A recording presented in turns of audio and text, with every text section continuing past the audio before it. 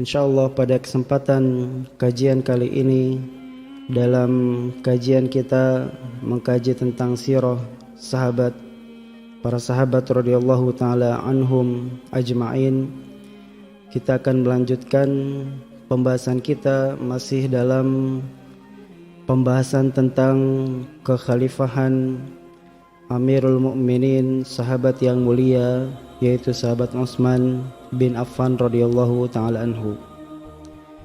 Yang mana pada pertemuan yang terdahulu kita telah menyampaikan tentang fitnah-fitnah, tuduhan-tuduhan orang-orang yang tidak senang dengan kepemerintahan sahabat Utsman bin Affan radhiyallahu taala anhu. Yang mana juga telah kita sebutkan bahwasanya ada sebuah konspirasi ataupun sebuah makar yang seseorang yang bernama Abdullah bin Saba yang membuat konspirasi tersebut ataupun makar-makar tersebut, yang dia menghembuskan berita-berita yang tidak baik, berita-berita yang menjatuhkan nama Utsman bin Affan radhiyallahu taala anhu di hadapan kaum muslimin. Kemudian akhirnya banyaklah orang-orang yang mengikuti apa yang disampaikan oleh Abdullah bin Saba ini, dan akhirnya mereka pun terprovokasi dengan berita-berita tersebut. Di antara tuduhan-tuduhan yang sudah kita sampaikan pada pertemuan yang telah lalu adalah bagaimana Utsman bin Affan radhiyallahu taala anhu dituduh oleh orang-orang yang tentunya tidak bertanggung jawab tersebut. Mereka mengatakan Utsman bin Affan telah melakukan nepotisme, yang mana Utsman bin Affan radhiyallahu taala anhu dituduh mengangkat saudara-saudaranya, kerabat-kerabatnya, keluarganya menjadi pejabat-pejabat, menjadi orang-orang yang memiliki atau memegang jabatan-jabatan penting di kepemerintahan. Maka sebagaimana sudah kita jelaskan bahwasanya hampir setiap pemimpin, hampir setiap khalifah yang mereka diangkat sebagai khalifah, ada dari mereka atau bahkan sebagian besar dari mereka mengangkat dari keluarganya atau dari karib kerabatnya. Dan mengapa demikian? Karena mereka melihat bahwasanya orang tersebut adalah orang yang pantas untuk mengemban jabatan atau amanah tersebut, walaupun mereka adalah keluarga atau itu adalah keluarganya. Dan terlebih khusus di zaman Utsman bin Affan radhiyallahu taala anhu dengan keluarganya, dengan kabilahnya, yaitu dari Bani Umayyah, yang mana ternyata kita dapati bahwasanya Bani Umayyah ini adalah memiliki banyak anggota keluarga, yang mana anggota keluarga tersebut memang banyak yang menjadi sahabat Nabi SAW. Sehingga bahkan di zaman Nabi SAW pun, ketika beliau SAW masih hidup, Nabi SAW mengangkat sebagian dari kabilah Bani Umayyah.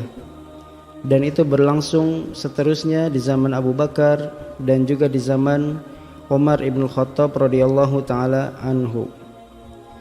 Akan tapi ketika di zamannya Utsman bin Affan radhiyallahu taala anhu, maka ini menjadi sebuah sesuatu yang bisa menjadi celaan bagi Utsman bin Affan, karena Bani Umayyah ini adalah keluarga kabilah dari Utsman bin Affan radhiyallahu taala anhu.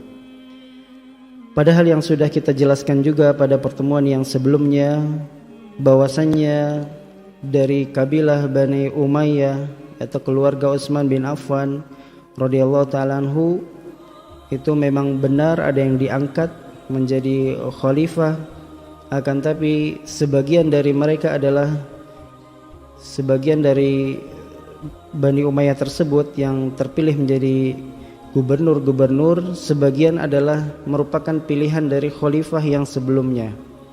Di antaranya seperti Muawiyah bin Abi Sufyan sebagai gubernur di negeri Syam. Maka di zaman Utsman bin Affan, ya Muawiyah hanya dipertahankan menjadi gubernur di sana. Padahal yang mengangkatnya menjadi gubernur adalah khalifah yang sebelumnya, yaitu khalifah atau Amirul Mukminin Umar bin Khattab radhiyallahu taala anhu. Kemudian juga ada beberapa orang yang lainnya yang disebutkan hanya 5 orang dari keluarga Utsman bin Affan, yang mana dari 5 orang ini pun ya tidak satu waktu semuanya menjadi khalifah sekaligus. Ya tidak sekaligus 5 orang dari Bani Umayyah itu menjadi khalifah dalam satu waktu.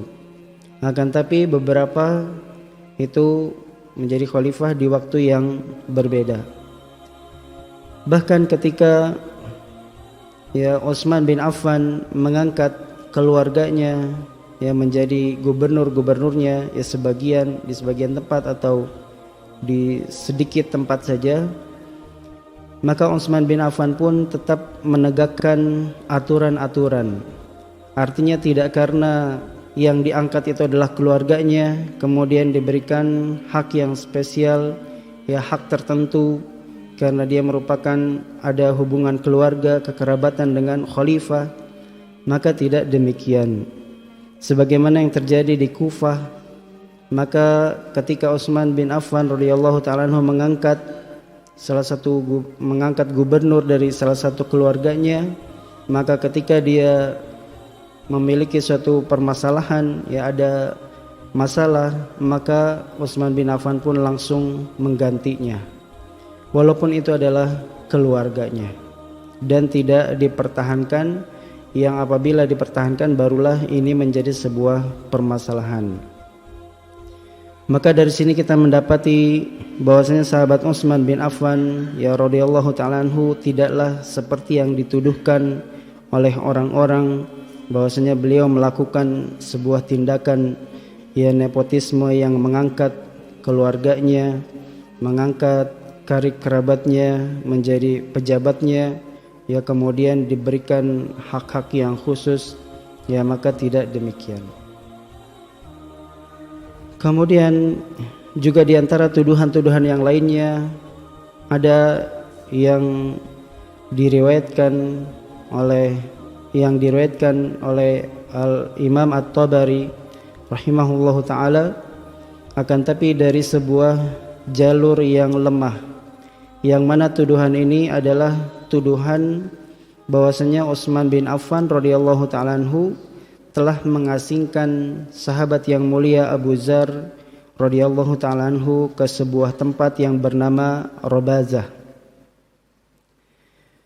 yang mana diriwayatkan dari riwayat yang lemah ini, yaitu yang diriwayatkan oleh seorang yang bernama Saif bin Umar, bahwasanya antara Muawiyah dan Abu Dzar radhiyallahu taala anhu telah terjadi sebuah diskusi ya ataupun permasalahan antara mereka berdua. Kemudian ketika Muawiyah melaporkan kepada Utsman bin Affan sebagai khalifah, maka kemudian Utsman bin Affan memanggil Abu Dzar, dan kemudian Abu Dzar ini dimarahi ya ataupun diberikan hukuman-hukuman kepada Abu Dzar karena Abu Dzar telah bermasalah dengan Muawiyah, yang mana Muawiyah ini adalah gubernur di negeri Syam yang merupakan juga dari kabilah Bani Umayyah, satu keluarga dengan Utsman bin Affan. Akan tapi apabila kita melihat dari riwayat yang lainnya yang ini adalah lebih sahih karena diriwayatkan di dalam Sahih Al-Bukhari, maka ternyata permasalahannya tidak seperti yang diceritakan dalam riwayat yang tadi disebutkan, yang mengatakan bahwasanya Abu Dzar radhiyallahu taala anhu diusir ataupun diasingkan ke suatu tempat yang bernama Robazah. Akan tapi kisahnya adalah sebagaimana diriwayatkan dari Zaid bin Wahab. Dia bercerita bahwasanya aku melewati sebuah tempat yang bernama Robazah. Kemudian tiba-tiba aku bertemu dengan Abu Dzar di sana dan aku pun bertanya, apa yang sedang engkau lakukan di tempat ini? Maka Abu Dzar pun menceritakan bahwasanya ketika Abu Dzar sedang tinggal di negeri Syam, maka terjadilah sebuah adu argumen atau perbedaan pendapat antara Abu Dzar dengan Muawiyah. Dan kemudian dengan permasalahan tersebut, karena yang berselisih atau berbeda pendapat ini adalah dua sahabat yang memiliki nama, sehingga tentunya tidak baik apabila ada dua sahabat yang berselisih pendapat kemudian tetap tinggal di suatu tempat, sehingga akan membuat umat atau kaum muslimin itu menjadi bingung dengan perselisihan pendapat tersebut. Maka kemudian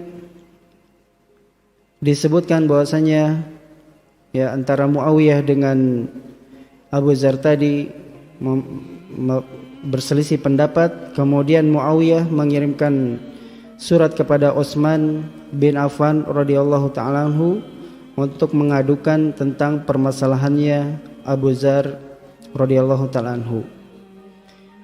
Kemudian Utsman bin Affan mengirimkan surat kepada Abu Dzar untuk datang ke Madinah. Kemudian di Madinah Utsman bin Affan bertemu dengan Abu Dzar. Kemudian Utsman bin Affan hanya mengatakan kepada Abu Dzar bahwasanya jika engkau ingin, wahai Abu Dzar, engkau tinggal di kota Madinah ini, atau jika engkau ingin juga boleh engkau tinggal di luar kota Madinah. Artinya tidak dekat dengan Muawiyah, karena nanti dikhawatirkan apabila terjadi perbedaan pendapat antara para sahabat akan membuat bingung kaum muslimin. Maka kemudian Abu Dzar memilih untuk tinggal di luar kota Madinah, yaitu di tempat yang bernama Robazah tadi. Sehingga tuduhan yang menuduh bahwasanya Utsman mengasingkan tentu tidak benar. Yang benar adalah Abu Dzar sendiri yang memilih untuk tinggal di daerah yang bernama Robazah tersebut. Kemudian juga sebagaimana disebutkan bahwasanya hal ini ada kaitannya dengan sabda Nabi SAW, yang mana disebutkan bahwasanya Abu Dzar pernah mendengarkan sabda Nabi SAW.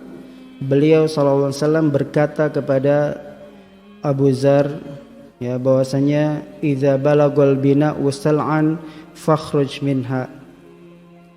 Beliau pernah mendengar sabda Nabi SAW, jika engkau melihat bangunan-bangunan di kota Madinah sudah setinggi gunung Sala', maka keluarlah dari kota Madinah tersebut. Maka sahabat Abu Dzar sebenarnya melaksanakan perintah dari Nabi SAW juga, yaitu tinggal di luar kota Madinah. Tidak seperti yang dituduhkan bahwasanya Abu Dzar itu diasingkan oleh Utsman bin Affan radhiyallahu taala anhu. Kemudian juga di antara tuduhan-tuduhan yang lainnya yang dituduhkan kepada Utsman bin Affan radhiyallahu taala anhu adalah terkait dengan harta rampasan perang yang diberikan kepada gubernur di daerah Afrika, yang mana ketika itu gubernur dari daerah Afrika tersebut berhasil menaklukkan sebagian besar dari negeri Afrika. Kemudian Utsman bin Affan, sebagaimana sudah kita sampaikan juga pada pertemuan yang sebelum-sebelumnya, bahwasanya Utsman bin Affan akan memberikan 1/5 dari 1/5 ghanimah yang didapatkan oleh kaum muslimin, yaitu kepada kepada gubernur dari negeri Afrika tersebut, gubernur Afrika yang ditunjuk oleh Utsman bin Affan radhiyallahu ta'ala anhu. Akan tapi orang-orang menyatakan ya bahwasanya Utsman bin Affan telah memberikan 1/5 dari seluruh ghanimah. Padahal 1/5 dari seluruh ghanimah ya tentu adalah jumlah atau bilangan yang sangat besar. Ya 1/5 dari 100% itu 20%, ya tentu ini adalah bilangan yang sangat besar. Akan tapi tidak demikian, ya bahwasanya yang benar adalah Utsman bin Affan hanya memberikan 1/5 dari 1/5. Yang mana 1/5 yang dimaksud adalah 1/5 bagian dari khalifah, dari Amirul Mukminin, ya sebagaimana difirmankan oleh Allah Subhanahu wa taala dalam surat Al-Anfal ayat yang ke-41. Ya Allah Subhanahu wa taala berfirman, wa'lamu annama ghanimtum min syai'in fa anna lillahi khumusahu walirrasuli walidhil qurba wal yatama wal masakin wabnis sabil. Ketahuilah bahwasanya apa saja yang kalian dapatkan dari harta-harta ghanimah, maka pembagiannya adalah 1/5 untuk Allah Subhanahu wa taala dan Rasulnya. 1/5 untuk Allah Subhanahu wa taala dan Rasulnya setelah Rasul sallallahu alaihi wasallam wafat tentu adalah kembali kepada pemimpin kaum muslimin, kembali kepada Amirul Mukminin, kembali kepada khalifah. Maka khalifah inilah yang berhak untuk mengatur 1/5 dari seluruh ghanimah. Adapun ya 4/5 dari ghanimah yang lainnya maka dibagikan kepada para mujahid, ya yang mereka mendapatkan bagian dari ghanimah tersebut, ya 4/5 bagi para mujahidin, orang-orang yang berjihad ya di jalan Allah Subhanahu wa taala dalam menaklukkan negeri tersebut. Nah 1/5 inilah ya bagian khalifah inilah yang dibagikan kepada atau yang diberikan kepada gubernur Afrika yang telah dijanjikan tadi, dan jumlahnya adalah 1/5, sehingga yang didapatkan adalah 1/5 dari 1/5, ya atau 1/25, ya 1/25 atau sekitar 4% saja. Dan ya tentu ini adalah diberikan kepada gubernur tersebut. Bisa jadi gubernur tersebut nantinya juga akan membagi-bagikannya lagi kepada para fakir dan miskin ya dari keluarganya. Sehingga ya tuduhan yang menyatakan Utsman bin Affan memberikan 1/5 dari seluruh ghanimah ya tentu tidak benar. Adapun istilah atau kata-kata 1/5 ini adalah 1/5 dari 1/5 bagian yang didapatkan oleh khalifah ataupun Amirul Mukminin. Kemudian juga tuduhan yang lainnya yang dituduhkan kepada Utsman bin Affan, yang diantaranya atau tuduhan-tuduhan inilah yang membuat kaum muslimin itu sebagian membenci kepada Utsman bin Affan, adalah Utsman bin Affan membakar mushaf-mushaf Al-Quran. Padahal Utsman bin Affan radhiyallahu ta'ala anhu ya membakar mushaf-mushaf itu adalah untuk satu tujuan yang sangat mulia. Dikisahkan bahwasanya Hudzaifah ibnul Yaman ketika bertemu dengan sahabat Utsman radhiyallahu ta'ala anhu, dia melaporkan ya bahwasanya di daerahnya, di tempatnya itu para sahabat atau orang-orang mereka berselisih tentang cara membaca Al-Quran. Mereka berselisih tentang bacaan Al-Quran. Sebagian mereka memiliki bacaan yang berbeda dengan ya, sahabat yang lainnya atau dengan orang yang lainnya. Bisa jadi perbedaan bacaan tersebut karena lafadznya, ya lafadz bacaannya karena disebutkan bahwasanya ada sebagian para sahabat yang mereka memiliki riwayat tersendiri dari bacaan Al-Quran. Atau mungkin bisa jadi perbedaan bacaan Al-Quran itu adalah karena perbedaan lahjah, perbedaan logat dari bahasa Arab mereka. Ditambah lagi di zamannya Utsman bin Affan radhiyallahu taala anhu, banyak sekali dari kaum muslimin itu yang mereka baru saja masuk Islam dari daerah mereka masing-masing. Sehingga ya lisan manusia, lisan suatu daerah itu bisa jadi berbeda dengan lisan dari daerah yang lain. Ya, seperti misalnya negara kita Indonesia saja tidak bisa disamakan lisannya dengan orang Arab Saudi. Ya, orang Arab Saudi dengan bahasa Arabnya, dengan huruf-huruf Arabnya tidak bisa juga disamakan dengan orang Indonesia yang memiliki lahjah tersendiri, ya bahasa tersendiri apalagi. Sehingga dalam membaca Al-Quran itu bisa saja berbeda cara membacanya. Dan inilah yang terjadi di zaman Utsman bin Affan radhiyallahu taala anhu. Maka dari situlah ya Utsman bin Affan melihat bahwasanya kaum muslimin perlu disatukan cara membaca Al-Qur'annya agar tidak terjadi perpecahan terhadap kitab Al-Qur'an ini. Sehingga Utsman bin Affan membuat sebuah proyek untuk mengkodifikasikan Al-Quran, yaitu disebutkan untuk yang kedua kalinya.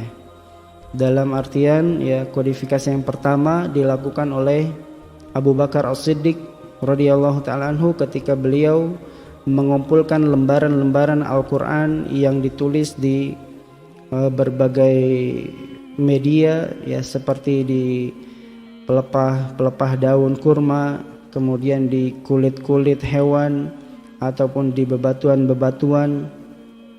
Maka kemudian dikumpulkan oleh sahabat Abu Bakar As-Siddiq radhiyallahu ta'ala anhu.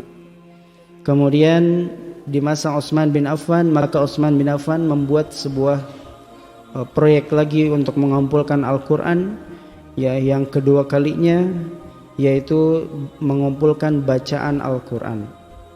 Artinya Utsman bin Affan membentuk sebuah panitia khusus yang di dalamnya adalah ahli Al-Quran, pencatat wahyu di zaman Nabi SAW, dan juga orang-orang yang ahli di dalam bacaan Al-Quran tersebut. Kemudian sahabat Utsman bin Affan berpesan, apabila terjadi perbedaan cara membaca dari Al-Quran ini, maka pilihlah bacaannya orang-orang Quraisy. Karena Al-Quran ini diturunkan kepada suku Quraisy dan tidak diturunkan kepada suku yang lainnya.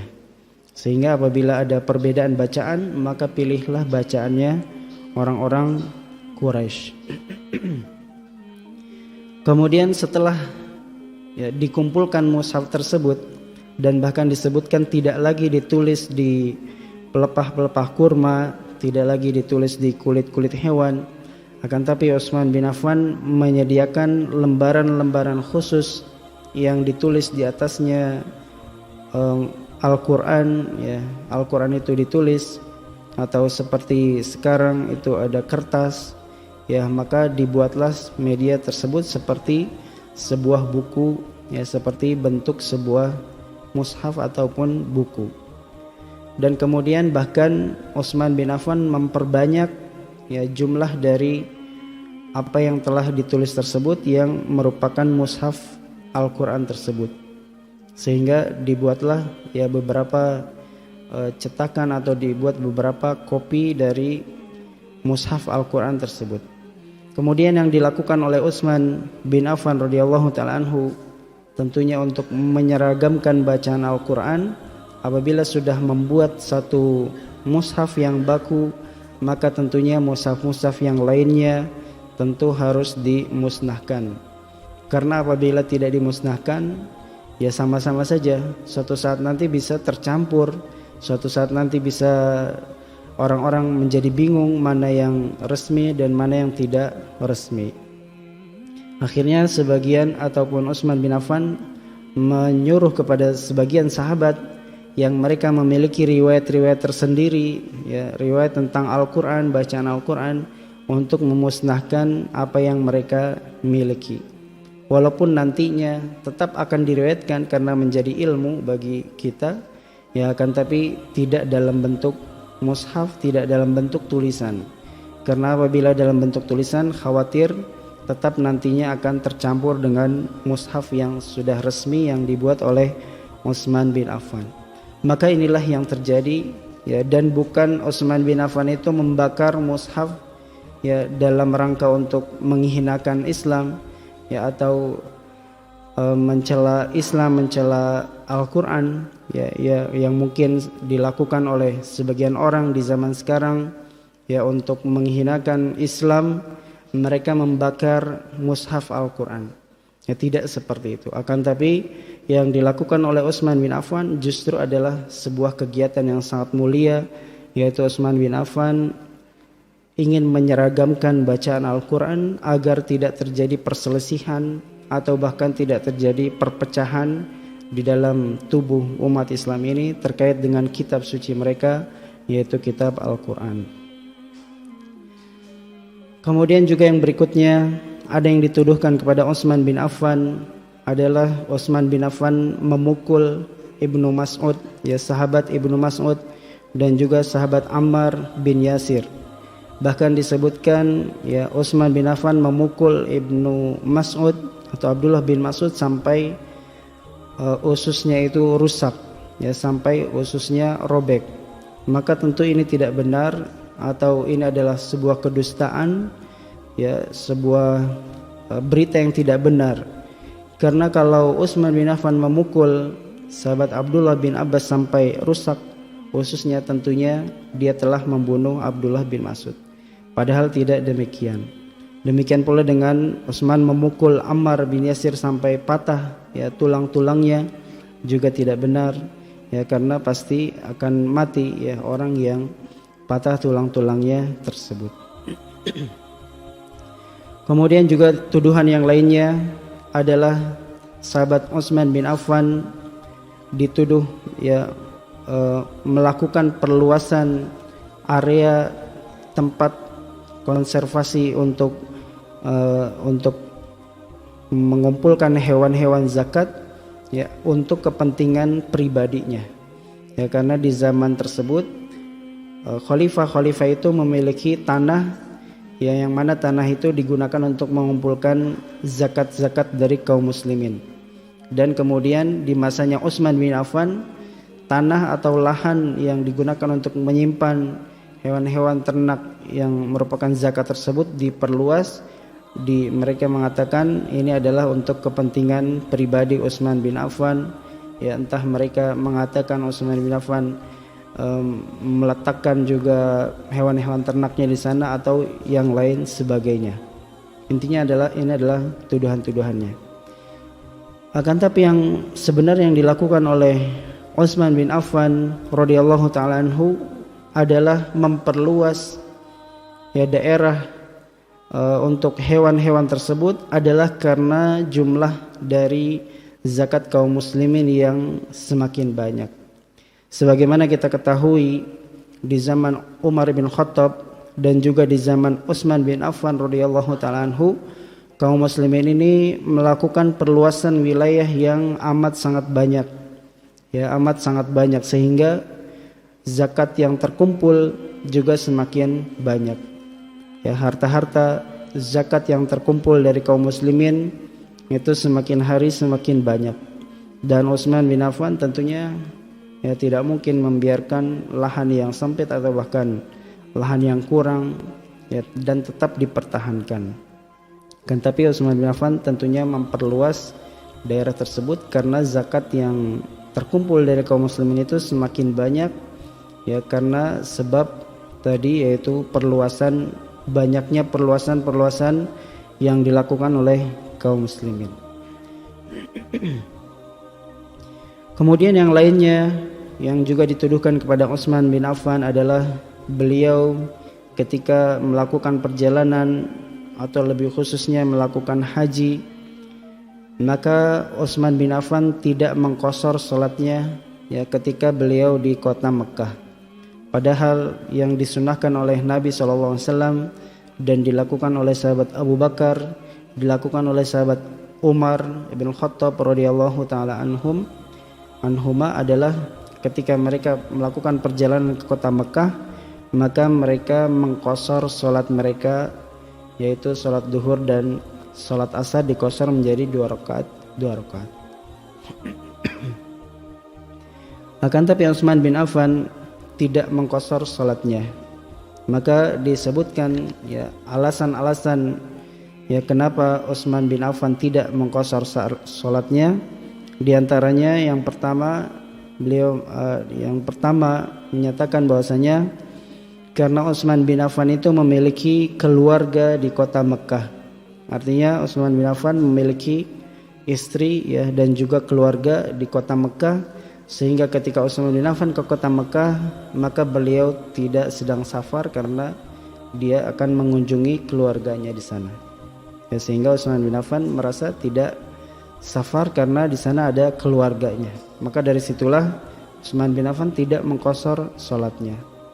Atau yang kedua adalah bahwasanya Utsman bin Affan tidak mengqashar salatnya karena beliau melihat bahwasanya banyak orang-orang yang baru saja masuk Islam, terutama dari orang-orang Baduy, dari orang-orang pedalaman, yang apabila Utsman bin Affan ketika itu mengqashar salatnya karena beliau menjadi imam bagi manusia, apabila dia mengqashar salatnya, maka orang-orang ini akan ikut mengqashar ya, padahal mereka adalah orang-orang Mekah, orang-orang sekitar Mekah.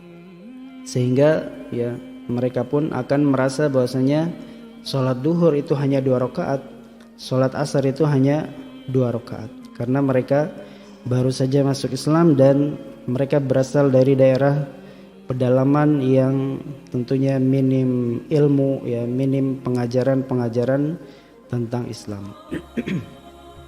Intinya dari 2 hal atau 2 alasan ini didapatkan bahwasanya ini adalah merupakan ijtihad ya dari Utsman bin Affan kenapa beliau tidak mengqashar salat duhur dan asarnya, padahal yang disunnahkan oleh Nabi SAW, yang dilakukan oleh Abu Bakar As-Siddiq, yang dilakukan oleh Umar bin Khattab ya, Amirul Mukminin yang sebelumnya, khalifah yang sebelumnya, adalah mereka mengqashar salat mereka ketika melaksanakan ibadah haji ataupun perjalanan ke kota Mekah. Kemudian juga yang lainnya adalah dituduhkan bahwasanya Utsman bin Affan tidak ikut dalam peperangan Badar. Kemudian Utsman bin Affan lari atau mundur ketika berada di dalam peperangan Uhud, dan juga Utsman bin Affan tidak ikut dalam bai'atur Ridwan. Maka sebagaimana dikisahkan ya di dalam sebuah riwayat, yaitu di dalam Sahih Al-Bukhari dari Utsman bin Mauhib, dia bercerita bahwasanya ada seorang laki-laki yang datang dari negeri Mesir. Kemudian bertanya kepada orang setempat ya, siapakah mereka ini? Maka orang-orang menjawab mereka adalah orang Quraisy. Kemudian dia bertanya lagi, siapakah pemimpin pemuka dari orang Quraisy ini ketika itu di tempat tersebut? Maka orang-orang menjawab Abdullah bin Umar radhiyallahu taala anhu. Kemudian orang tadi pun akhirnya mendatangi Abdullah bin Umar. Kemudian dia berkata, wahai Abdullah bin Umar, aku ingin bertanya tentang sesuatu yang mana tujuannya dia adalah ingin bertabayun ya, ingin mentabayunkan, karena mungkin yang tersebar di negeri Mesir adalah berita-berita buruk ya, berita-berita negatif tentang khalifah mereka, tentang Utsman bin Affan.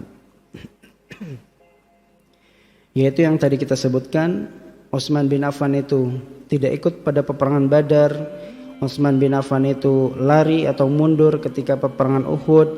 Kemudian Utsman bin Affan itu tidak ikut dalam bai'atur Ridwan.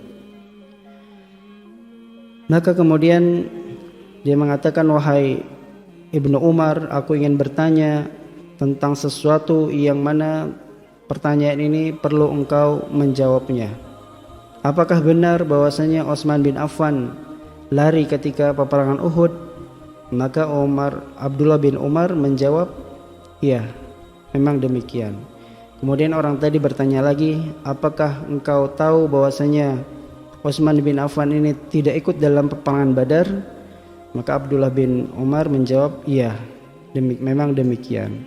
Kemudian orang tadi bertanya lagi, apakah anda tahu bahwasanya Utsman bin Affan tidak ikut dalam Bai'atur Ridwan? Maka Abdullah bin Umar menjawab, iya, memang demikian. Kemudian tiba-tiba ya, orang tadi mengatakan Allahu Akbar.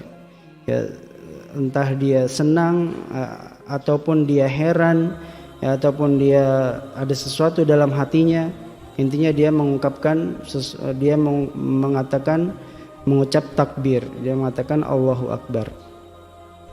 Seakan-akan ya yang selama ini dia ingin tabayunkan, ingin cari kejelasan dari berita-berita tersebut, ternyata dia dapatkan dari Abdullah bin Umar ya, yaitu salah seorang sahabat yang juga tentunya menjadi ulama di zamannya pada tempat tersebut.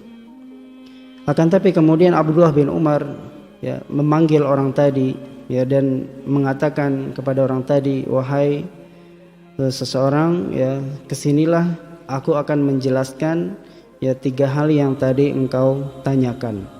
Karena memang benar ya seperti itu keadaannya, akan tapi ada penjelasannya ya, tidak serta-merta kemudian menjadi sebuah suatu berita yang negatif bagi Utsman bin Affan radhiyallahu taala anhu.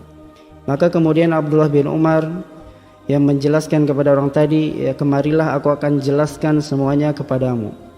Bahwasanya mengenai Utsman bin Affan yang lari atau mundur dari medan peperangan yaitu dalam perang Uhud, maka Abdullah bin Umar mengatakan, aku bersaksi bahwasanya Allah Subhanahu wa taala telah memaafkan Utsman bin Affan radhiyallahu taala anhu. Yaitu dalam firman Allah Subhanahu wa taala Surat Ali Imran ayat yang ke-155. Allah Subhanahu wa taala berfirman, innal ladzina tawallaw minkum yaumal taqal jam'ani innamastazallahumuz syaitanu bi ba'di ma kasabu wa laqad 'afallahu anhum innallaha ghafurun halim.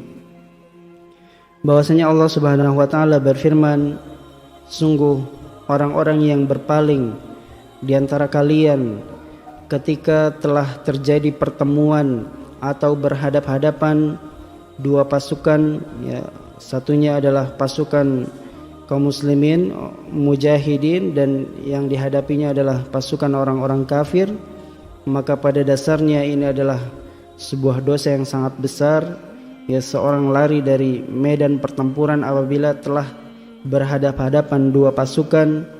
Maka Allah Subhanahu wa taala menyatakan ya, terkhusus untuk sahabat Utsman bin Affan ataupun orang-orang di dalam peperangan Uhud tersebut, Allah Subhanahu wa taala menyatakan sungguh mereka telah digelincirkan oleh syaitan-syaitan, yaitu disebabkan sebagian dosa yang telah mereka perbuat pada masa yang lalu, akan tapi sungguh Allah Subhanahu wa taala telah memaafkan mereka, dan sesungguhnya Allah Subhanahu wa taala adalah zat yang maha pengampun lagi maha penyantun.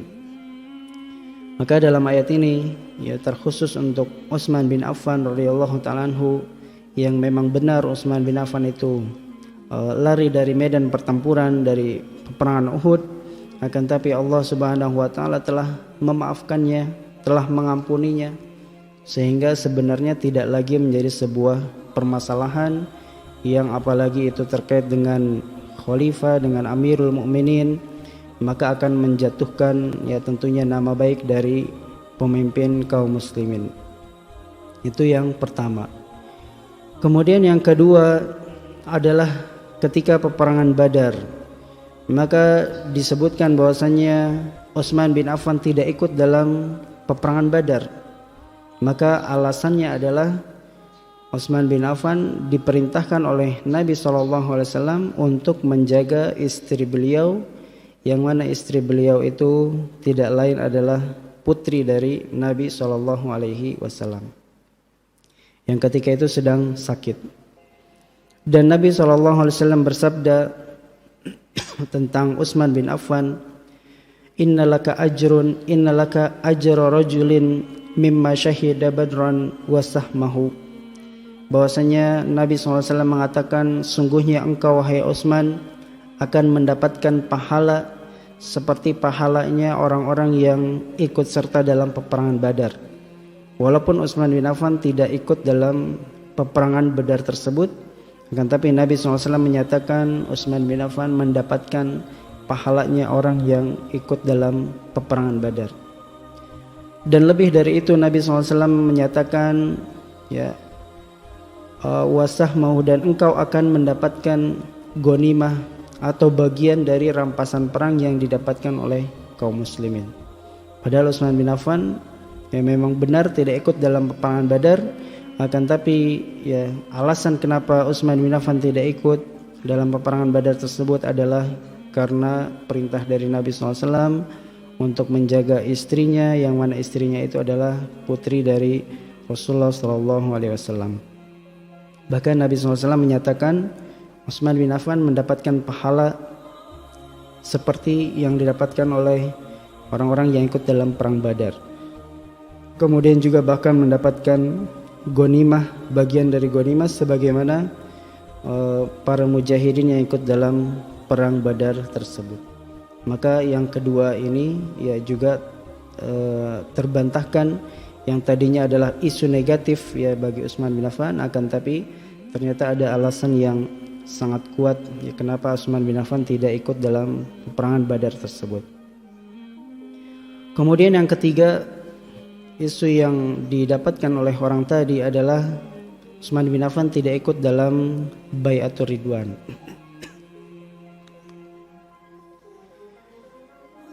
Maka disebutkan bahwasanya Bai'atur Ridwan ini terjadi ketika Rasulullah SAW ingin melaksanakan ibadah umrah ke kota Mekah, akan tapi orang-orang Mekah tidak mengizinkan Rasulullah SAW dan para sahabatnya untuk masuk ke kota Mekah tersebut. Dan kemudian Rasulullah SAW yang mengutus seorang sahabatnya, utusannya, dan yang dipilih ketika itu adalah Utsman bin Affan. Kenapa Rasulullah SAW memilih Utsman bin Affan untuk menjadi perwakilan kaum muslimin untuk masuk atau bertemu dengan orang-orang Mekah? Adalah karena Utsman bin Affan ketika itu adalah orang yang paling banyak keluarganya di kota Mekah ya, sehingga ya Rasulullah SAW beranggapan Utsman bin Affan akan aman ya apabila masuk kota Mekah walaupun sendirian, ya, tidak akan diganggu oleh orang-orang Quraisy. Kemudian ya tersebarlah isu bahwasanya Utsman bin Affan itu terbunuh ya di kota Mekah karena menjadi utusan Rasulullah SAW, dan kemudian para sahabat pun mereka melakukan sebuah baiat, yang melakukan sebuah kesepakatan mereka tidak akan mundur ya apabila orang-orang Mekah itu sampai menyerang kaum muslimin ya ketika itu yang mana Rasulullah SAW dan para sahabatnya tidak memiliki perlengkapan yang lengkap untuk apabila harus berhadapan dengan pasukan peperangan ya, karena mereka keluar dari kota Madinah untuk melaksanakan ibadah umrah. Maka dari situlah Rasulullah SAW membuat sebuah baiat ya, yaitu baiat Ridwan yang tadi disebutkan. Dan tentunya Utsman bin Affan tidak bisa ikut ya karena ketika itu menjadi utusan Rasulullah SAW ke kota Mekah ya, dan bahkan ya tujuan dari adanya baiat Ridwan ini karena adanya isu bahwasanya Utsman bin Affan itu telah terbunuh di kota Mekah tersebut. Maka kemudian ya bahkan ketika baiat Rasulullah SAW mengatakan ya bahwasanya tangan kananku ini adalah mewakili Utsman bin Affan. Karena Utsman bin Affan tidak bisa untuk datang dalam baiat tersebut. Bahkan Nabi SAW mengatakan tangan kananku ini adalah sebagai perwakilan dari tangannya Utsman bin Affan. Ya, maka kemudian dari sinilah Abdullah bin Umar mengatakan kepada orang tadi yang ingin bertabayun, ingin mencari kebenaran tadi, ya, mengatakan, ya, maka sekarang pergilah kemudian sampaikanlah kepada orang-orang yang lainnya apa yang tadi aku sampaikan. Jadi tidak serta-merta bahwasanya Utsman bin Affan tidak mengikuti perang Badar, kemudian lari dari peperangan Uhud, kemudian tidak ikut serta dalam Bai'atur Ridwan, kemudian ini adalah menjadi isu yang negatif yang bisa menjatuhkan tentunya nama baik dari Utsman bin Affan. Kan tapi ada alasan-alasan di mana Utsman bin Affan melakukan hal-hal yang tadi disebutkan.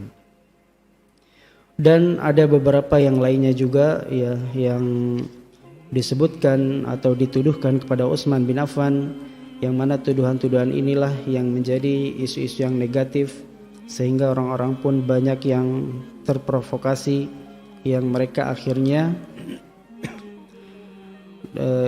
mereka pun mengumpulkan massa atau mengumpulkan orang-orang untuk melakukan sebuah pemberontakan kepada Utsman bin Affan radhiyallahu taala anhu.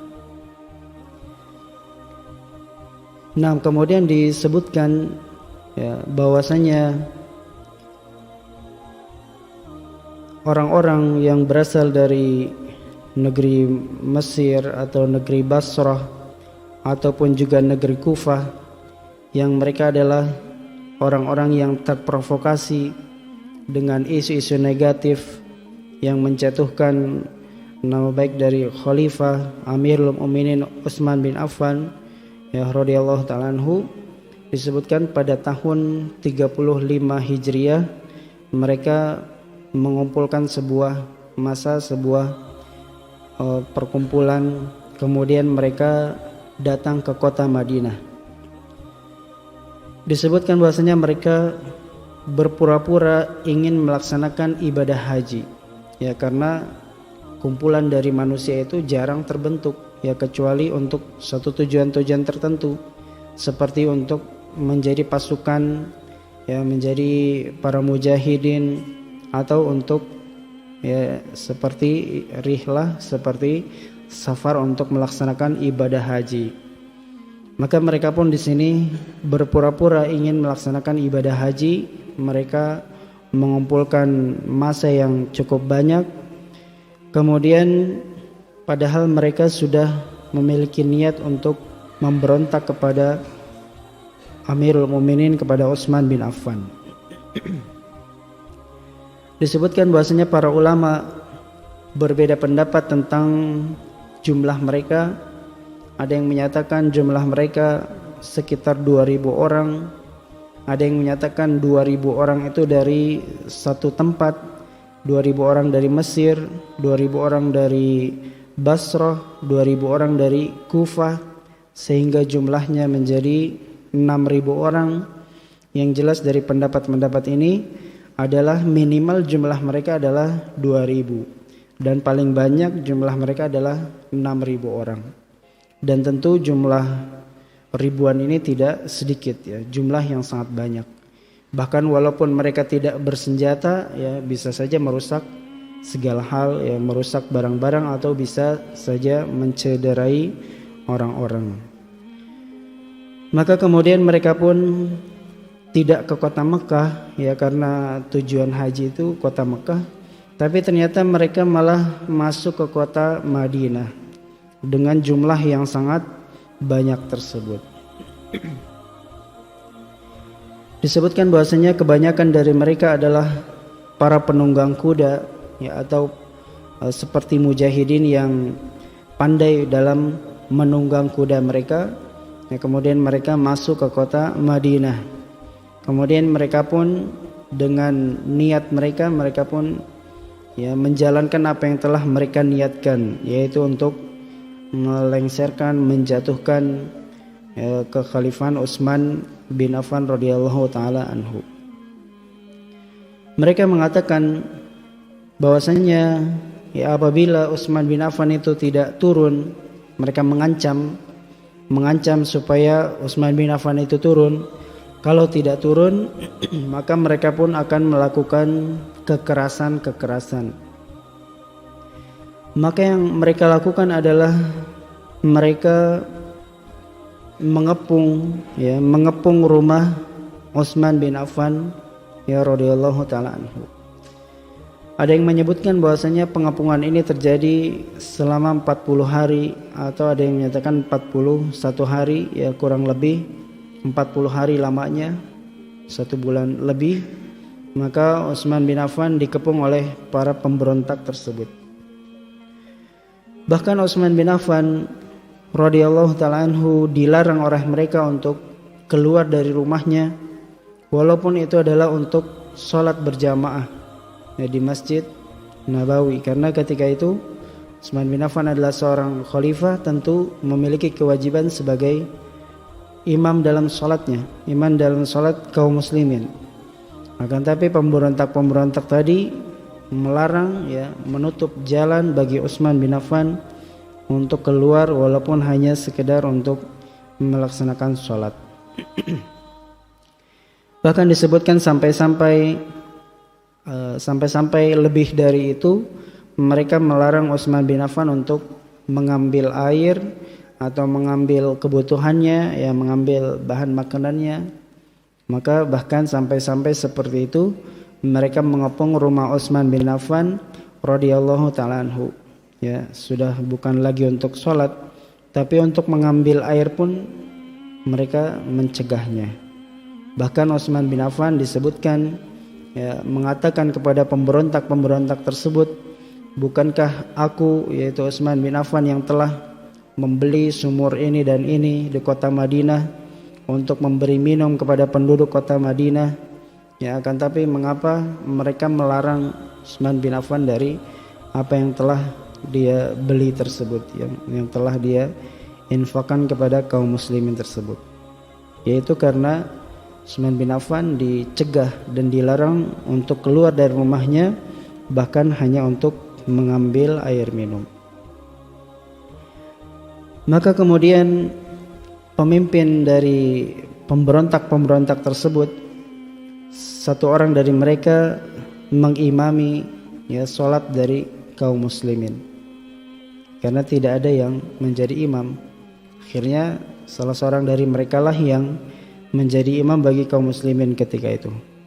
Kemudian dikatakan bahwasanya Ubaidullah bin Adi bin Al-Khiyar melaporkan kepada Utsman bin Affan yang terjadi di masjid, ya bahwasanya salah seorang dari mereka atau pemimpin mereka telah mengimami manusia, ya telah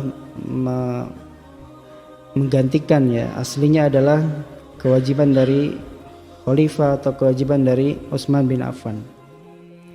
Akan tapi Utsman bin Affan hanya mengatakan ya bahwasanya salat ini adalah sebuah amal baik. Salat ini adalah amalan yang terbaik yang dilakukan oleh manusia. Ya apabila orang-orang tadi ya mereka menjadi imam bagi manusia, maka ikutilah. Akan tapi apabila mereka berbuat jahat, ya mereka melakukan kerusakan, maka jangan diikuti. Artinya Utsman bin Affan ya membiarkan hal itu terjadi. Ya di samping juga karena Utsman bin Affan memang dilarang untuk keluar, ya bahkan dicegah untuk keluar oleh para pemberontak tersebut. Kemudian juga disebutkan bahwasanya para sahabat Rasulullah, ya para sahabat Rasulullah sallallahu alaihi wasallam, mereka pada dasarnya sangat ingin untuk membela Utsman bin Affan. Ya, mereka mendatangi rumah Utsman bin Affan. Ya, diantaranya ketika itu adalah Hasan bin Ali bin Abi Thalib, kemudian juga Al-Husain bin Ali bin Abi Thalib, Abdullah bin Zubair, dan juga Abu Hurairah, kemudian juga Muhammad bin Talhah bin Ubaidillah, dan para sahabat yang lainnya seperti Abdullah bin Umar, yang mereka adalah para pemuda Ya tentunya mereka bisa saja ya apabila diperintahkan oleh Utsman bin Affan untuk menjaga dirinya, ya untuk menjadi pelindungnya, maka mereka akan siap. Akan tapi yang terjadi justru sebaliknya, ya mereka para sahabat muda ini justru meminta izin kepada Utsman bin Affan untuk menjaga ya Utsman bin Affan radhiyallahu taala anhu dari gangguan para pemberontak. Akan tapi Utsman bin Affan tidak mengizinkan akan hal tersebut. Ya, yang menjadi pertimbangan bagi Utsman bin Affan adalah apabila ya para pemuda tadi menjaga Utsman bin Affan padahal jumlah pemberontak itu lebih banyak, tentu mereka akan tidak kuasa untuk membela Utsman bin Affan radhiyallahu taala anhu, bisa saja mereka semua akan terbunuh. Kemudian juga diriwayatkan di dalam sebuah riwayat bahwasanya Ummul Mukminin Safiyah radhiyallahu taala anhu suatu ketika juga datang ketika itu sedang terjadi pemberontakan di kota Madinah. Kemudian salah seorang dari mereka yaitu yang bernama Al-Ashtar ini memukul dari keledai yang ditunggangi oleh Safiyah. Maka Safiyah mengatakan, kembalikan saja aku ya, kembalikan aku ke tempat yang aman ya, jangan sampai orang ini mengganggu atau mencemari nama baikku. Ya sampai-sampai bahkan Ummul Mukminin yaitu Safiyah radhiyallahu taala anha sampai-sampai terdampak dari adanya pemberontakan ya di kota Madinah ini, sampai-sampai beliau terganggu perjalanannya. Kemudian juga Utsman bin Affan memerintahkan kepada para sahabat yang lainnya yang berada di kota Madinah untuk menahan diri agar tidak terjadi peperangan atau tidak terjadi pertumpahan darah. Ada yang menyebutkan bahwasanya kaum muslimin ketika itu berada di kota Madinah yang tersisa hanya sekitar 700 orang. Ya karena sebagian besar para sahabat yang lainnya mereka sedang menunaikan ibadah haji. Ya bahkan pemberontak tadi mereka pura-pura sebenarnya ingin memberontak tapi pura-pura ingin berhaji. Tapi ternyata di kota Madinah mereka membuat kerusakan-kerusakan dan jumlah mereka sangat banyak. Disebutkan para sahabat yang tersisa di kota Madinah hanya sekitar 700 orang, maka tentu lebih sedikit atau jauh lebih sedikit jumlahnya dari mereka yang tadi minimal sekitar 2000 orang.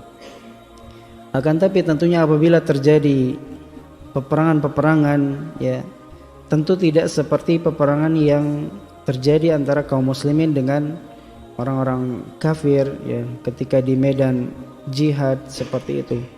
Karena yang mereka hadapi adalah kaum muslimin itu sendiri.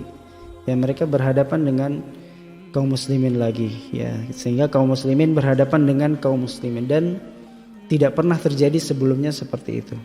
Ya, tidak pernah terjadi kaum muslimin itu akan berhadapan dengan barisan kaum muslimin lagi. Ya kecuali ya setelah zamannya Utsman bin Affan radhiyallahu taala anhu ya, zamannya Ali bin Abi Thalib dan seterusnya itu terkadang terjadi seperti itu. Kan tapi sebelumnya tidak pernah. Apabila kaum muslimin itu berperang, mereka berperang di jalan Allah untuk berhadapan dengan orang-orang kafir. Tapi di sini Utsman bin Affan melihat apabila para sahabat mereka mengumpulkan barisan untuk membela Utsman bin Affan, ya maka akan terjadi peperangan antara kaum muslimin dengan kaum muslimin. Maka inilah yang tidak dikehendaki oleh Utsman bin Affan radhiyallahu taala. Sehingga Utsman bin Affan memerintahkan ataupun memberi anjuran kepada para sahabat yang tersisa di kota Madinah untuk tidak melawan kepada pemberontak-pemberontak yang datang ke kota Madinah tersebut. Kemudian juga disebutkan bahwasanya Utsman bin Affan memerintahkan kepada para budaknya, yang tentunya budaknya ini adalah orang-orang yang tinggal bersama Utsman bin Affan, untuk sama sekali juga tidak melawan kepada para pemberontak. Ya, bahkan disebutkan Utsman bin Affan mengatakan kepada para pengawalnya, kepada para budaknya, barang siapa yang tidak menghunuskan pedangnya, tidak mengeluarkan senjatanya, maka mereka akan dibebaskan, ya, mereka akan merdeka kalau ya tidak melawan orang-orang tersebut. Nah, kemudian juga diriwayatkan tentang pengepungan ini, ya, bahwasanya suatu ketika Abdullah bin Umar masuk ke dalam rumah Utsman bin Affan, kemudian melihat Utsman bin Affan tersebut, maka Utsman bin Affan mengatakan, wahai Abdullah bin Umar, perhatikanlah apa yang dikatakan oleh mereka, oleh orang-orang pemberontak tersebut. Kemudian Abdullah bin Umar mengatakan, mundurlah secara sukarela, janganlah engkau membunuh dirimu sendiri. Itu yang dikatakan oleh para pemberontak. Artinya mereka menginginkan Utsman bin Affan itu turun sendiri dari jabatannya, jangan sampai ya terjadi pembunuhan terhadap Utsman bin Affan. Kemudian Abdullah bin Umar mengatakan, jika engkau mengundurkan diri ya dari jabatanmu ini, apakah engkau nantinya menjadi kekal dan abadi dan tidak akan meninggal? Ya, maka dijawab oleh Utsman, tidak demikian. Ya, maka jika demikian, kata Abdullah bin Umar, jika demikian maka jangan sekali-kali untuk melepaskan kekhalifahan ini, ya, padahal kekhalifahan ini telah Allah Subhanahu wa taala berikan kepadamu. Abdullah bin Umar mengatakan, ya, apabila engkau turun dari jabatanmu atas tuntutan-tuntutan para pemberontak ini, maka bisa jadi ini adalah sebagai suatu kebiasaan yang buruk, yang kedepannya orang-orang ketika tidak menyukai pemimpin mereka, mereka akan melakukan perbuatan yang sama dan kemudian pemimpin itu akan diganti. Ya, karena bisa saja ya pemimpin itu nantinya akan terus-menerus berganti kalau seperti itu. Ya, apabila ada yang tidak senang, mereka melakukan pemberontakan, kemudian pemimpin itu akan diganti. Maka pemimpin itu akan terus berganti dan bahkan bisa cepat pergantiannya apabila demikian. Apabila Utsman bin Affan ketika itu mengundurkan diri menjadi khalifah, maka baik Utsman bin Affan maupun Abdullah bin Umar, ya, dan juga tentunya sahabat yang lainnya juga menyadari bahwasanya Utsman bin Affan tidak boleh ya sama sekali mengikuti tuntutan-tuntutan mereka untuk melepaskan kekhalifahan. Bahkan juga sebagaimana disabdakan oleh Nabi SAW kepada Utsman bin Affan radhiyallahu taala anhu, yaitu di jauh-jauh hari ya sebelum Utsman bin Affan itu menjadi khalifah, Nabi SAW pernah bersabda kepada Utsman bin Affan bahwasanya ketika Allah Subhanahu wa taala memberikan pakaian kepadamu, maka jangan sekali-kali engkau melepaskan pakaian tersebut. Dan ternyata ya pakaian tersebut adalah kekhalifahan, adalah jabatan sebagai Amirul Mukminin, ya, dan Utsman bin Affan telah melaksanakan wasiat dari Rasulullah SAW tersebut untuk tidak sama sekali mundur dari kekhalifahan tersebut. Maka demikianlah ya Utsman bin Affan itu sendiri yang melarang kaum muslimin, melarang para sahabat untuk membela Utsman bin Affan di dalam kondisi tersebut, sampai akhirnya para pemberontak tersebut mulai berani ya masuk ke dalam rumah Utsman bin Affan radhiyallahu ta'ala anhu. Dikatakan mereka memanjat pagarnya, kemudian mendobrak pintunya, sampai-sampai mereka mengganggu atau memberikan gangguan-gangguan kepada Utsman bin Affan. Sampai-sampai ya salah seorang dari mereka pun menikam Utsman bin Affan sampai berlumuran darah, dan disinilah ya wafat sahabat yang mulia Utsman bin Affan radhiyallahu taala anhu. Kemudian diriwayatkan seseorang bertanya kepada Al-Hasan Al-Basri, yang mana Al-Hasan Al-Basri adalah seorang tabi'in yang lahir di masa sahabat, yang mana ketika itu Hasan Al-Basri sudah lahir ketika terjadinya pemberontakan tersebut. Ada orang yang bertanya kepada Hasan al-Basri, apakah ada di antara pemberontak ini dari orang-orang muhajirin atau dari orang-orang ansor? Maka Al-Hasan menjawab, para pembunuh tersebut, para pemberontak tersebut adalah orang-orang yang kasar yang berasal dari penduduk Mesir.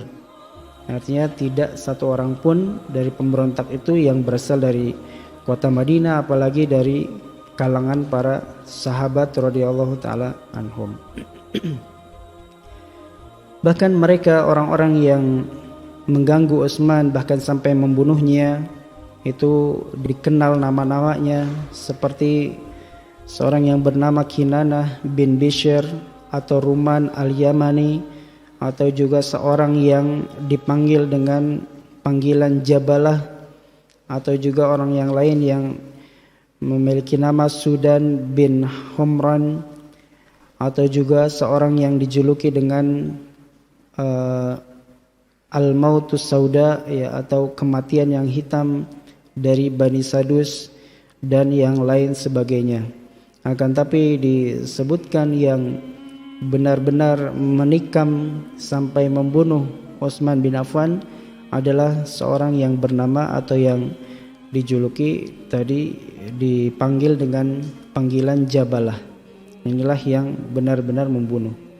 Dan yang lainnya atau pemberontak yang lainnya menyakiti ya Utsman bin Affan. Dan tapi yang benar-benar sampai menumpahkan darahnya disebutkan adalah seorang yang bernama Jabalah. Kemudian juga diriwayatkan orang-orang yang mengganggu Utsman bin Affan bahkan sampai membunuhnya, sampai terbunuhnya Utsman bin Affan, mereka orang-orang yang tidak bahagia dalam sisa kehidupan mereka. Dan bahkan disebutkan orang-orang yang membunuh Utsman bin Affan ini mati dalam keadaan yang tidak wajar, ya, mati dalam keadaan yang tidak wajar, yang mengenaskan, tentunya sebagai hukuman dari Allah Subhanahu wa taala kepada mereka. Sebagaimana diriwayatkan ya bahwasanya ada seseorang yang berdoa di depan Ka'bah. Kemudian dia mengatakan, ya Allah, ampunilah diriku, akan tapi aku rasa Engkau tidak akan mengampuni diriku. Maka ada orang yang mendengar doa tersebut menjadi heran, kenapa orang ini berdoa seperti ini? Dia meminta ampunan tapi yakin bahwasanya Allah Subhanahu wa taala tidak akan mengampuni. Maka kemudian orang tadi bercerita, aku pernah berazam atau berniat untuk menampar Utsman bin Affan. Kemudian dia ketika Utsman bin Affan telah wafat, kemudian dia pun berpura-pura untuk menyolati Utsman bin Affan, dan ketika tidak ada orang maka dia pun melaksanakan niatannya yang buruk tersebut, yaitu untuk menampar Utsman bin Affan. Maka kemudian tiba-tiba tangannya menjadi keras dan orang tadi melihat tangan orang ini itu seperti kayu yang keras, ya, karena telah memukul Utsman bin Affan radhiyallahu taala anhu. Kemudian yang terakhir adalah bagaimana Utsman bin Affan terbunuh dan tidak ada seorang sahabat pun yang membela Utsman bin Affan. Maka sebagaimana yang tadi telah kita singgung, telah kita bahas, bahwasanya setidaknya ada 3 pendapat akan masalah ini. Yang pertama adalah Utsman bin Affan Utsman bin Affan sendiri yang memerintahkan, para sahabat tidak ada yang membela dirinya. Para sahabat tidak ada yang melawan pemberontak-pemberontak tersebut, dan Utsman bin Affan menyerahkan kepada Allah Subhanahu wa taala untuk menjalankan ya takdir yang dia kehendaki. Kemudian yang kedua adalah bahwasanya jumlah kaum muslimin itu sangat sedikit dibandingkan dengan pemberontak yang datang ke kota Madinah, ya, sehingga sia-sia ya apabila mereka melawan para pemberontak tersebut. Kemudian yang ketiga atau pendapat yang ketiga adalah para sahabat radhiyallahu taala anhum, mereka telah mengirimkan ya putra-putra mereka, para pemuda-pemuda, para sahabat-sahabat yang usianya muda untuk melindungi Utsman bin Affan.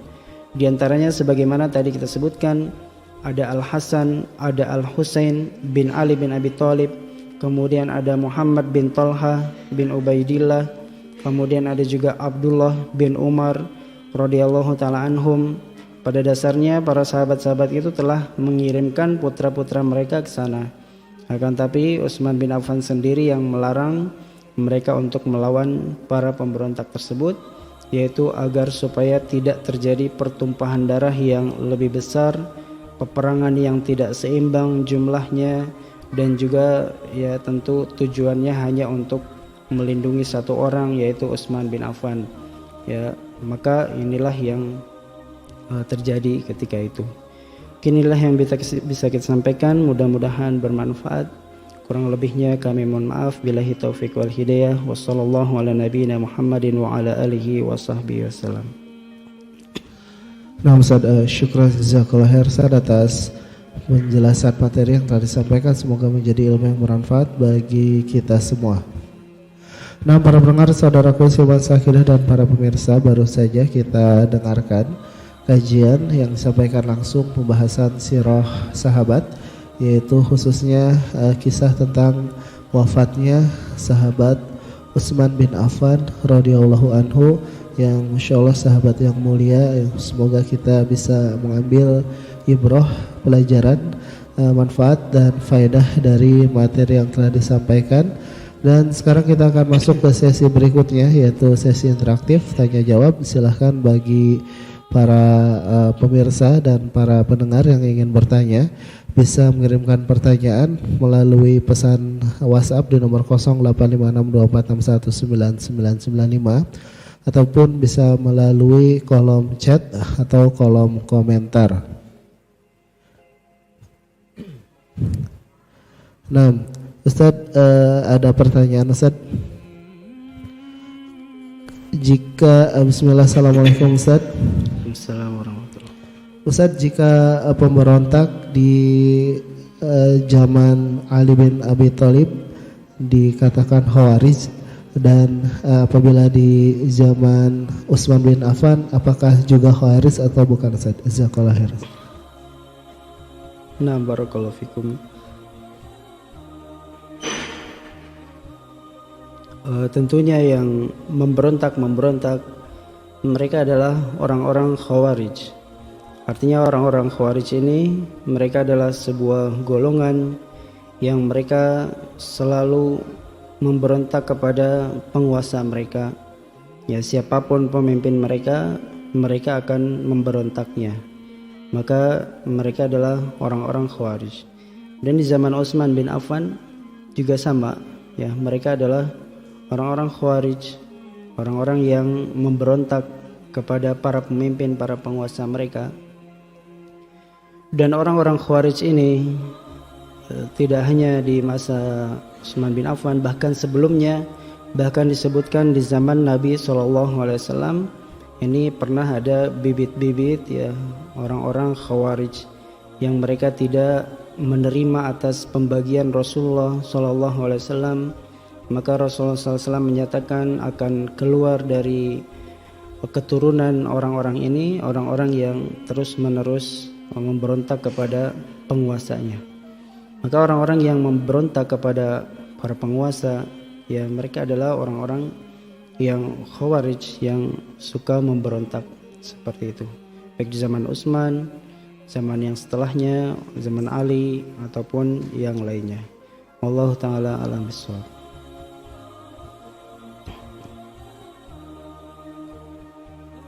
Nah, Ustaz, syukran jazakallahu khair Ustaz atas penjelasannya. Semoga menjadi ilmu yang bermanfaat bagi kita semua.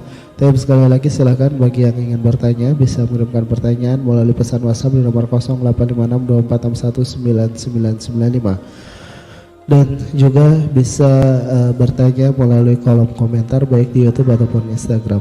Nah, Ustaz, berikutnya ada pertanyaan kembali kita angkat. Bismillah. Assalamualaikum Ustaz. Waalaikumsalam. Ustadz, yang tadi dijelaskan yang ditakutkan itu ternyata terjadi juga Ustadz, di mana ketika masyarakat tidak puas dengan kinerja penguasa suka digoyang Ustadz ke penguasaannya. Sebagai kaum muslimin atau sebagai umat Islam, bagaimana kita bersikap Ustadz? Apakah kita harus ikut-ikutan atau diam saja? Jazakallahu khair Ustadz. Nah, barakallahu fikum. Nah, tentunya apabila ada kekurangan-kekurangan dari pemerintah kita misalnya, maka tentu pasti ada solusi ya untuk menyampaikan akan hal tersebut ya, sehingga tidak terus-menerus berada dalam kesalahan. Sebagaimana juga dianjurkan oleh Nabi SAW ya, apabila kita mendapati kesalahan atau kekurangan pada pemimpin, maka tariklah tangan mereka ya, artinya hanya berduaan saja misalnya, kemudian tidak di depan khalayak, kemudian berilah nasihat-nasihat tersebut.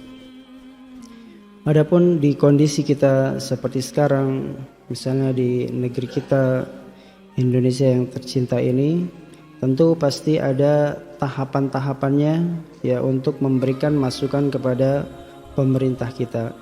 Ya, tidak selalu harus dengan demonstrasi ya, dengan mengumpulkan massa kemudian berorasi di jalan-jalan, maka tidak mesti seperti itu. Walaupun di negara kita hal tersebut diperbolehkan secara hukum ya, akan tapi tentu ada cara-cara yang lainnya yang bisa lebih mengurangi ataupun bahkan meniadakan madorot-madorot yang terjadi dengan adanya perkumpulan massa ataupun demonstrasi-demonstrasi tersebut. Wallahu ta'ala alam bissawab. Nah Ustaz, syukran jazakallahu khair Ustaz atas jawabannya, semoga menjadi ilmu yang bermanfaat bagi kita semua. Mungkin Ustaz kita coba pertanyaan dari radio Ustaz. Berikutnya mungkin ada sesi yang akan disampaikan atau diberikan kesempatan bagi para jamaah yang ingin bertanya, silahkan dipersiapkan pertanyaannya, dan sebagai kata penutup Ustaz dipersilahkan. Nah, alhamdulillah kita membahas satu episode ataupun satu tema terkait dengan kekhalifahan Utsman bin Affan radhiyallahu ta'ala anhu, dan tentunya ini sebagai akhir atau penutup dari pembahasan tentang kisah kepemimpinan Utsman bin Affan radhiyallahu ta'ala anhu. Mudah-mudahan kita bisa melanjutkan kepada kekhalifahan yang berikutnya, yaitu Ali bin Abi Thalib, pada pertemuan-pertemuan mendatang. Wallahu ta'ala alam bissawab. Syukran jazakallahu khair Ustaz atas penjelasan ilmu yang telah disampaikan, semoga menjadi ilmu yang bermanfaat bagi kita semua. Nah, para pendengar saudaraku Siman Sakidah dan para pemirsa, alhamdulillah baru saja kita dengarkan kajian sirah sahabat, yaitu sahabat Utsman bin Affan, dan seperti yang tadi Ustaz sampaikan, semoga kita diberikan oleh Allah Subhanahu wa taala karunia dan kemampuan untuk ikut ke kajian berikutnya di pembahasan masuk kepada sahabat Ali bin Abi Thalib radhiyallahu anhu. Dan sebagai informasi sebelum kami tutup, insyaallah di jam 4 sore nanti atau ba'da asar ada kembali kajian yang akan kami selenggarakan di Masjid Saifullah yang beralamatkan di Jalan Raya Bandung kilometer 4, Desa Bojong, Kecamatan Karangtengah, di samping SPBU Bojong. Demikian saya yang bertugas mohon pamit dari ruang dengar Anda. Kita tutup dengan doa kafaratul majelis. Subhanakallahumma wa bihamdika asyhadu an la ilaha illa anta astaghfiruka wa atubu ilaik. Assalamualaikum warahmatullahi wabarakatuh.